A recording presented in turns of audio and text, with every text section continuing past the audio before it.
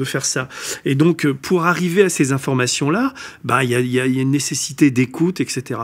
Alors après, c'est tout le problème du contrôle de tout ça. Mais moi, en tant que journaliste, je suis pas là à crier avec tous mes confrères qui généralement n'en font pas du journalisme, tu vois. Est-ce que tu penses que ceux qui surveillent les surveillants sont suffisamment intègres?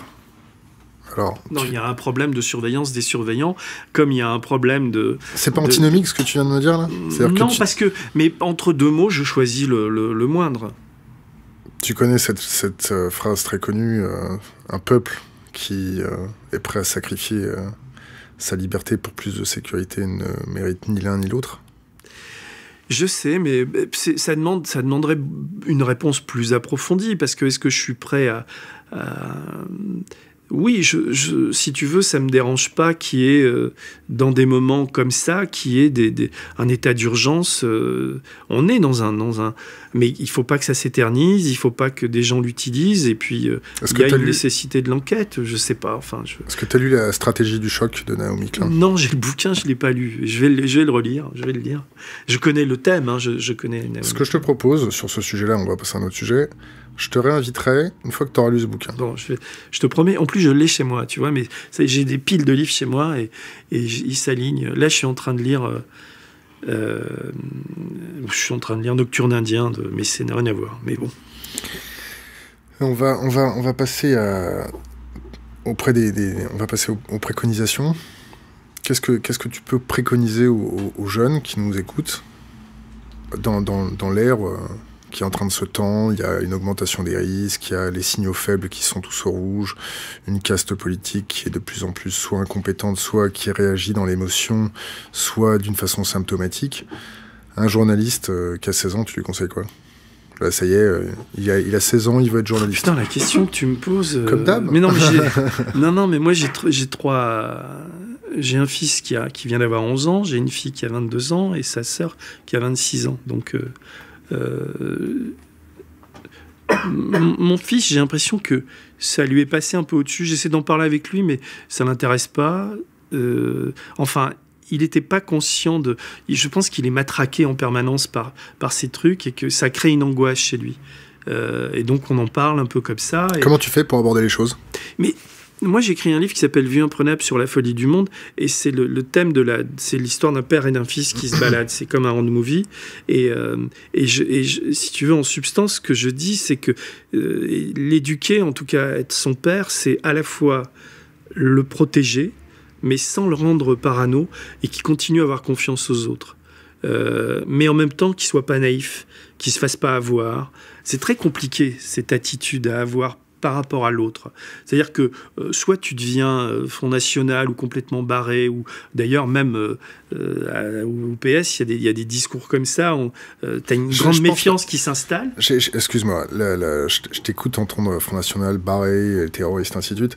Nous, on a un point de vue anthropologique sur les choses. C'est-à-dire qu'on regarde les choses en face. Certes, les déviances violentes, que ce soit l'armée américaine, l'armée française ou toute déviance militaire, pour nous, on a un regard anthropologique. Vas-y, continue, excuse-moi de t'avoir coupé. Non, mais là, tu me posais la question du discours à avoir par rapport à des gens plus jeunes, quoi. D'abord, moi, je ne suis pas un moraliste, j'ai peu de leçons à donner, mais en tout cas, je vis au contact par mes enfants et puis par leurs amis, etc. Et donc, voilà, l'attitude à avoir, mais tout ça ne repose que sur l'information. C'est-à-dire il faut que ces personnes, quel que soit leur âge, s'informent, lisent. Mais mon môme de 11 ans a une certaine réticence à la lecture, comme beaucoup. Donc, il est beaucoup sur Internet, il est beaucoup sur les sites.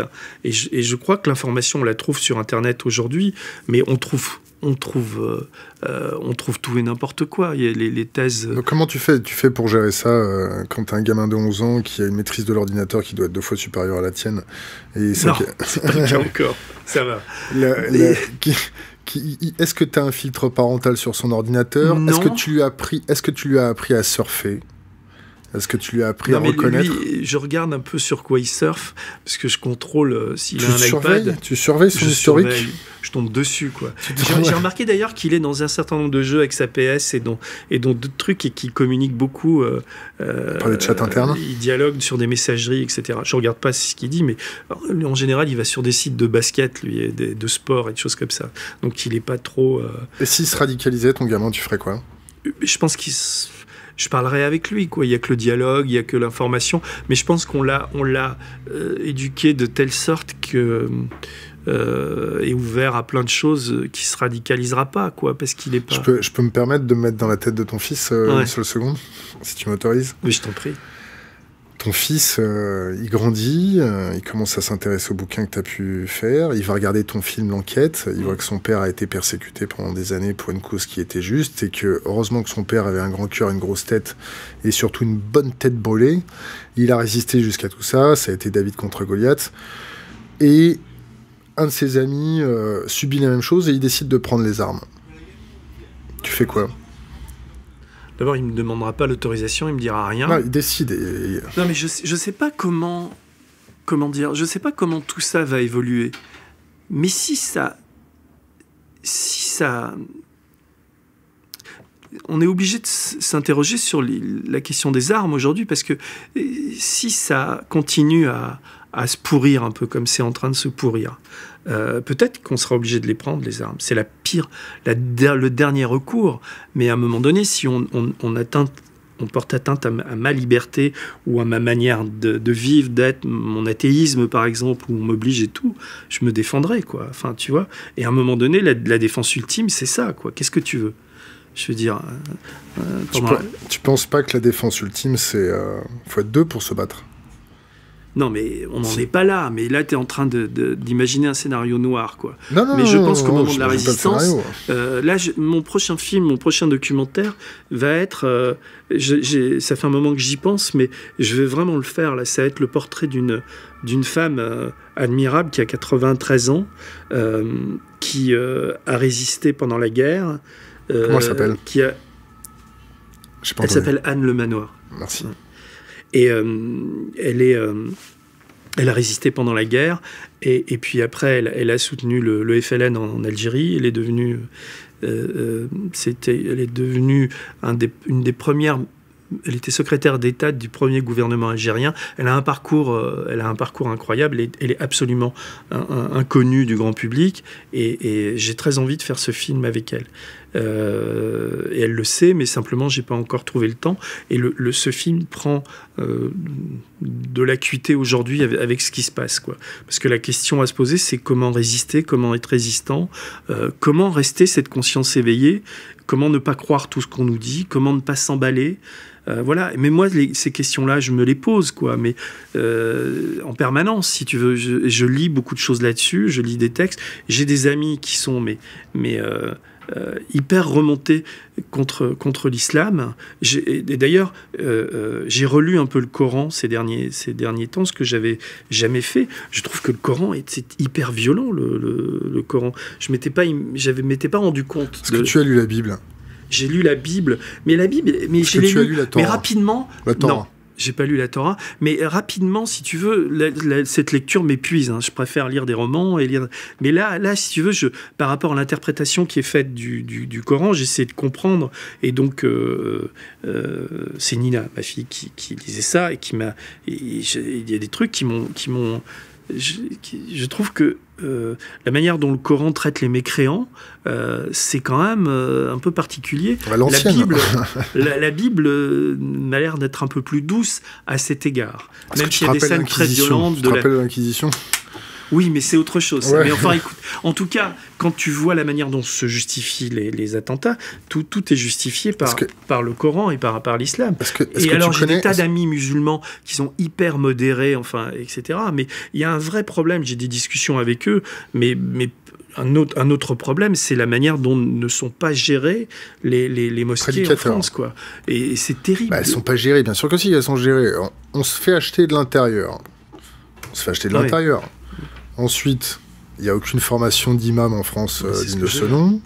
Et ensuite, les imams salafistes issus de l'islam la plus rigoriste, tu sais d'où ça vient.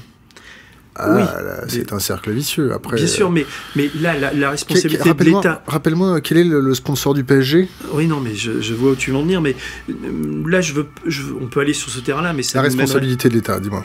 Oui, c'est ça, c'est-à-dire que le ministre de l'Intérieur est aussi le ministre des cultes, donc là, ça suffit, il faut les fermer, les mosquées. Ces mosquées-là. Si les musulmans ne sont pas capables de se gérer entre eux, il y a cette grande permissivité, etc., c'est plus possible de laisser quand on les a repérés, il faut les fermer, quoi. Et puis voilà, à un moment donné, il faut arrêter avec les bons sentiments. Il faut les avoir, ces sentiments. Mais donc tu peux plus accepter... à l'intérieur dis-moi ce que t'en penses, mais peut-on l'accepter que des mecs balancent ces discours horribles sur les femmes, sur la musique, sur les enfants, et ce qui est terrible, et d'ailleurs c'est ce qui m'inquiète le plus, c'est la manière, parce que là on est sur une génération de terroristes, les mômes ont 20 ans, là t'en avais un qui avait 15 ans, mais il y a tous les mômes qui sont déjà embrigadés, qui aujourd'hui ont 4, 5, 6 ans, et qui n'ont vécu qu'avec des images de décapitation, etc. Et c'est des bombes sur la tête. Ouais, ou que des bombes sur la tête. Ouais, et donc j'ai vu je sais plus sur quel, j'ai vu ça sur internet, mais ça venait d'une chaîne de télé, un môme de 3 ans ou 4 ans qui avait été récupéré par sa famille et qui pleurait tout le temps parce que son père l'avait été à Daesh et lui avait fait voir et assister à des décapitations, et il voyait ça à longueur de journée. Et le môme était drogué par ces images violentes et il pleurait, et dès qu'on lui mettait la télé avec l'image de décapitation, il se calmait. Mais tu vois ce que ça signifie si t'en as des milliers comme ça? Je vais répondre à ta question en 2 fois. La première, pour comprendre la psychologie des enfants de guerre, je te conseille le film de Mathieu Kassovitz qui traite sur ce sujet-là. Oui, et pour répondre à ta question, je t'invite à aller sur Internet et aller voir une conférence de Krishnamurti à l'ONU en 1985 sur la paix dans le monde, et sur quel livre, comment ça se passe. Et peut-être avoir... Qu'est-ce que tu penses de Krishnamurti? Ah, mais Krishnamurti, moi, il m'a fondé, donc j'ai pas en tête cette conférence, mais... Qui a rien à voir pour moi. Le livre que j'ai le plus offert dans ma vie, mais quand j'ai dû en offrir 25, On Education, non. C'est De l'amour et de la solitude. On est sur un autre sujet, mais Krishnamurti est un type qui... Enfin, moi, j'ai lu ça avec passion. J'ai plein de livres de lui. D'ailleurs, ça fait un moment que j'ai pas remis le nez dedans, mais je regarderai cette conférence. C'est vrai que ces paroles de sagesse... D'ailleurs, dans le bouddhisme et tu vois, c'est une religion qui est à part. Je trouve qu'il y a une plus grande tolérance. Et je suis pas bouddhiste, hein, mais on n'est pas loin avec Krishnamurti. Donc, peut-être la sagesse, elle est là-bas, quoi. J'ai une dernière question pour toi. Ouais.